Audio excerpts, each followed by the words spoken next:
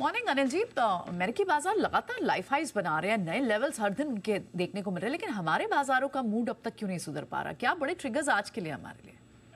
Good morning Priyanka. देखिए, बात तो सही है कि लाइफ हाई पर लाइफ हाई अमेरिका में बन रहे हैं और एक के बाद एक रिकॉर्ड बन रहे हैं। कहीं वहां दूर दूर तक कोई कमजोरी के संकेत है नहीं। अमेरिकी बाजारों में दोनों तरह से जोश आता दिख रहा है। एक वहां पर नतीजे कंपनी के दमदार आ रहे हैं, तो दूसरी ओर ट्रेड डील को लेकर काफी बड़े डेवलपमेंट हो रहे हैं। देखिए, यूरोपियन यूनियन के साथ उन्होंने डील कर ही डाली, फिर अब चीन के साथ भी बातचीत आगे बढ़ रही है, हमारे साथ भी चल ही रहा है। सो ये सारी चीजें जो जो एक तो टेंशन कम हो रही है और दूसरा उसके ऊपर नतीजे अच्छे, तो बड़ा कॉम्बिनेशन अमेरिकी बाजारों में तेजी का जो बना हुआ है। अफसोस ये कि हम उसका फायदा उठा नहीं पा रहे। उसकी वजह भी साफ है कि हमारे यहाँ दो दिक्कतें हैं। एक दिक्कत ये कि नतीजे इस तिमाही में जैसे चाहिए वैसे नहीं आ रहे। हाँ, आप कहने के लिए कह सकते कि बहुत खराब नहीं है, लेकिन बात ये कि आप अच्छे नतीजे पर खरीदना चाहेंगे, खराब नहीं है, सिर्फ इस वजह से बहुत खरीदारी करेंगे। कम से कम एफआईएस के रुझान से ऐसा नहीं दिखा।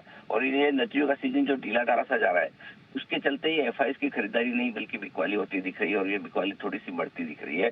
और यही वजह की बाजार दबाव में पूरी सीरीज आप देखें ना, 38% पर एफआईएस की इंडेक्स लॉन्ग पोजीशन के साथ हमने शुरुआत की थी, अब 14-15% पर आ गए हैं, 5 महीने के लोएस्ट लेवल पर है।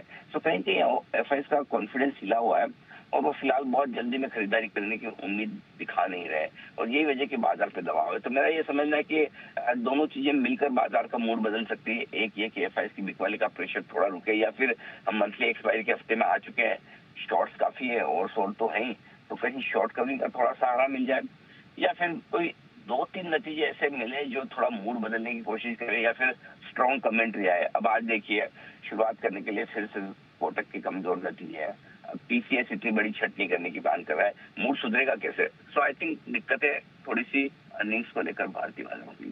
जी ऑल राइट, बिल्कुल। तो अर्निंग से एक बड़ी डिसअपॉइंटमेंट तो है, वो दिख भी रही है बिल्कुल। तो अनिल जी, ऐसे में आज के लिए लेवल्स कौन से हैं जो ध्यान रखने हैं?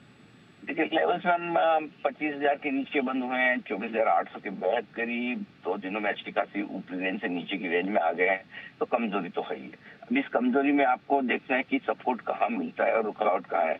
मेरा ये समझना है कि सपोर्ट अब 24,000 625, 24,750 की रेंज है, वो अब अगला सपोर्ट है। क्योंकि हम ये मान के चल रहे थे कि अल्टीमेटली 24,600, 24,800 की रेंज तक एक करेक्शन पूरा करना चाहिए। आई होप कि इसी रेंज में कहीं कहीं रुक जाए 24,500, 600 के आसपास, तो ये रिलीफ होगी। दूसरा, ऊपर की तरफ अब 25,000 के पार निकल के टिक पाना मुश्किल होगा, तो 24,925, 25,000 आपकी ऊपरी रेंज है, जहाँ पर बाजार उस पर अटकते हुए दिख सकता है। जहाँ तक सवाल बैंक निफ्टी का है, छोटी सी सपोर्ट रेंज और बड़े नजदीक है 56,200, 56,300। अगर ये टूटती तो फिर थोड़ी सी गिरावट बढ़ने का डर आपके लिए फैलता हुआ दिखेगा।